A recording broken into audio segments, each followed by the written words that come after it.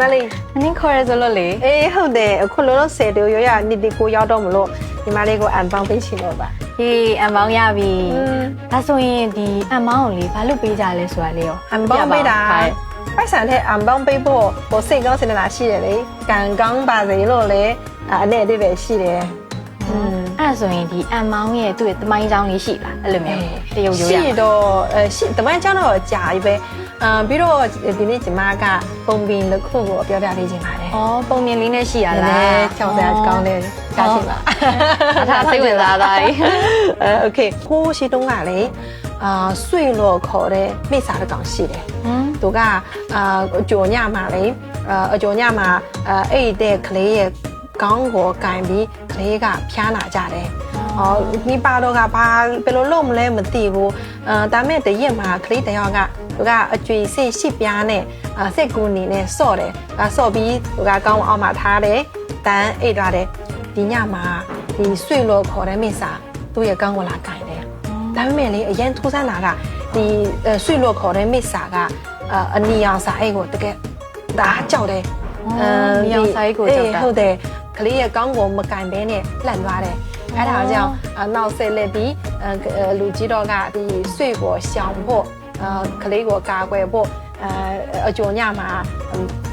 ပိုက်ဆံတွေကအဒီအိတ်ထဲမှာထည့်ပြီးပေးတယ်အဲ့ဒါကြောင့်ဒီအန်ပေါင်းကိုရားဆွေချင်လို့လည်းခေါ်တယ်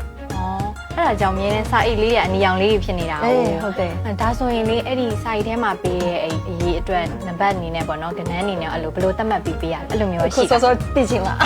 သိကြပါရဲ့ ကနန်းတော့အရန်အကျစ်တရားပါတဲ့ကနန်းတွေ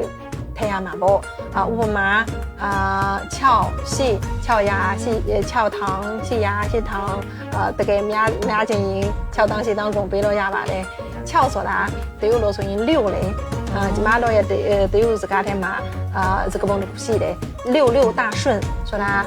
6ကန်ရရင်အမြဲတမ်းအစီအပြေချုံးမိပါတယ်ပြီးတော့ရှေ့ဆိုတာပါပါတာဖာရှေ့ကပါလေပါပါတာဖာအရန်စီပွားချမ်းသာတဲ့အသေးပဲပါ ဆိုကဏ္ဍတစ်ခုချင်းစီအဓိပ္ပာယ်ရှိနေတာပေါ့ ပြီးတော့100 1000 1000ထည့်လို့လည်းရတယ်သူက10ရဲ့အစလေ10ဆိုတာ10全10美အရာရာအစစပြည့်ပြည့်စုံစုံဖြစ်တယ်လို့အဓိပ္ပာယ်ပါတယ် ဒီလိုမျိုးအမောင်းပေးတာလေယဉ်ကျေးမှုဆိုတာလေဒါပြုံလေးတခြားအဲ့လိုယဉ်ကျေးမှုဆိုပြီးတော့တက်တက်ရှိသေးလားဥမာအမူအရာပေါ်မူတည်ပြီးတော့အဲ့လိုမျိုးဆက်ဆံတာဘာညာအဲ့လိုမျိုးယဉ်ကျေးမှုရှိသေးလားတခြားတရုပ်ရ ရှိတယ်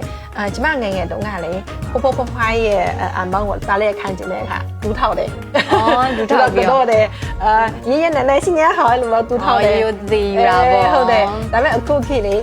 အဲ့လိုမျိုးဒူးထောက်တာတိတ်ရှားသွားပြီပြီးတော့အတိတ်ကြီးကတဲ့ငယ်တွေပေးရင်အဲ့လိုရိုးရိုးသေးသေးလက်နှစ်ဖက်နဲ့ကန်ရင်ပဲရပြီ နှစ်ဖက်နဲ့ကန်ရကဲပါ ကန်ကြည့်မလားဒီမှာလေနေ့ဒီမှာပြောရှင်ပါစေရှင်ရန်ခိုင်乐ညီမလေးရေ ဒါဆိုရင်ရိုးသေးသေးနဲ့လက်ခံလိုက်ပါပြီရှင်မနေ့ကလည်းကျေးဇူးအများကြီးတင်ပါတယ်